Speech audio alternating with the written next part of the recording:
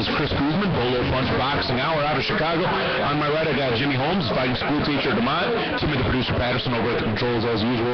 And right here, I've got my good friend, Mr. Scott Burt. Scott, first of all, thank you for just having us all. I mean, it's been an outstanding trip. We drove from Chicago. We drove right through the night. That's how much we believe in Belfast. That's how much we believed in your cause. We bombed our way through the night. I woke up and there was snow everywhere. I like to think that that was just for us. That you called in a favor to get the snow going. Scott, how you doing, man?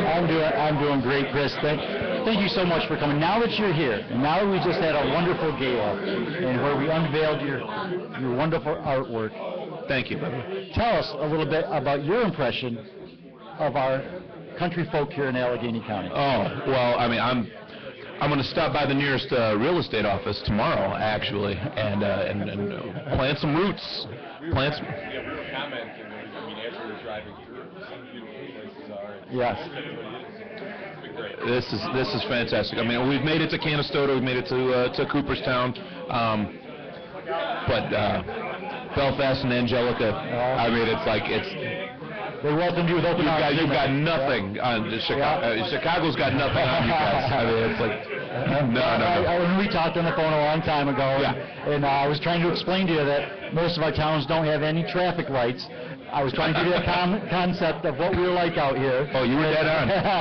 You were dead on. I said we're good, wholesome country folk, and I tell you, without you tonight, this gala wouldn't have been what it was. Thank you so much. I appreciate that so very much.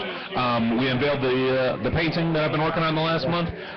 We had a really special moment with the former 1978 heavyweight champion of the world, Leon Spinks, over there. He's over there signing autographs, smiling for photos and whatnot. He's just a fan favorite. Everyone loves Leon. And he was kind enough to help me do the unveiling. Wasn't that nice? And then we auctioned off a glove that I had done for you. How much did we raise? Look at the board. How much did we raise?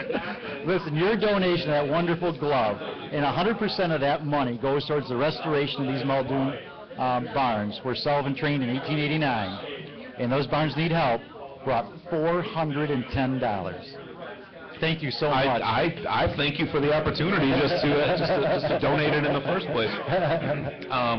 The painting, where is that going to be housed? Well, the painting right now... By the way, I'd love to plug the framer, because she worked her nails to the bone today. Well, you know, with you coming such a long ways, we had to have the frame here ahead of time. Of course. And so we asked you to take measurements.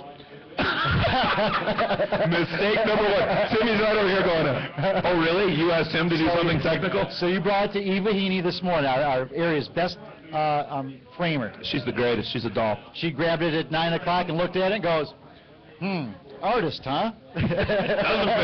Doesn't fit.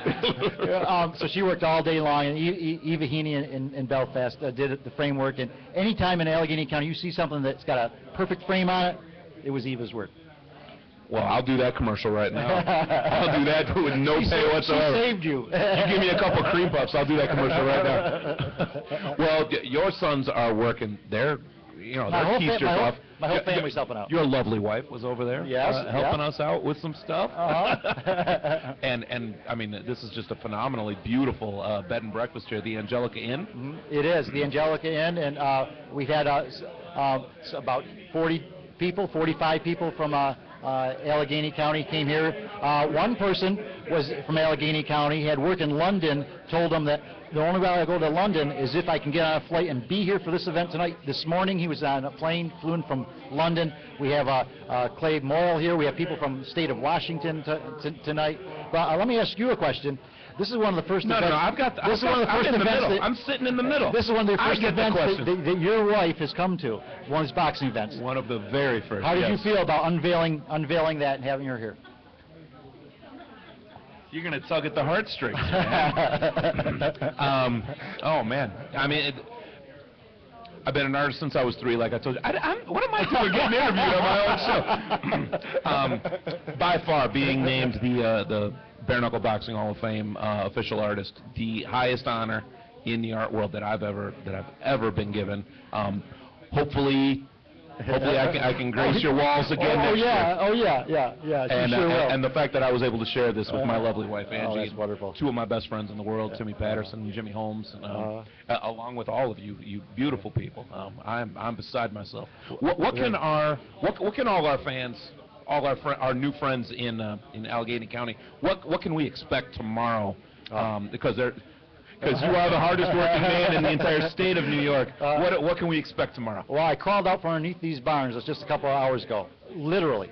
And on Tuesday, they were in 4 pieces. We have them back. They're ready to be toured. We put the tops back on them. All of the equipment has been replaced. You're going to see the cell where Muldoon literally chained up Sullivan to dry him out, especially when he got out, when Muldoon wasn't around.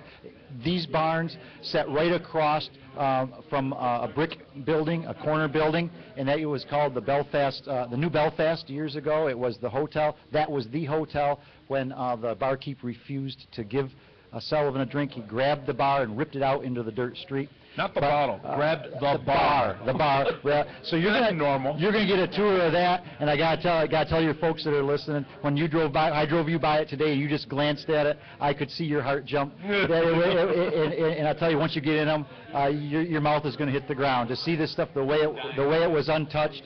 And to answer your earlier question, your artwork is gonna hang in the room of repose where Sullivan and Muldoon rested. Is that okay with you? I guess it'll do. You can't find a closet or something? And then during the day,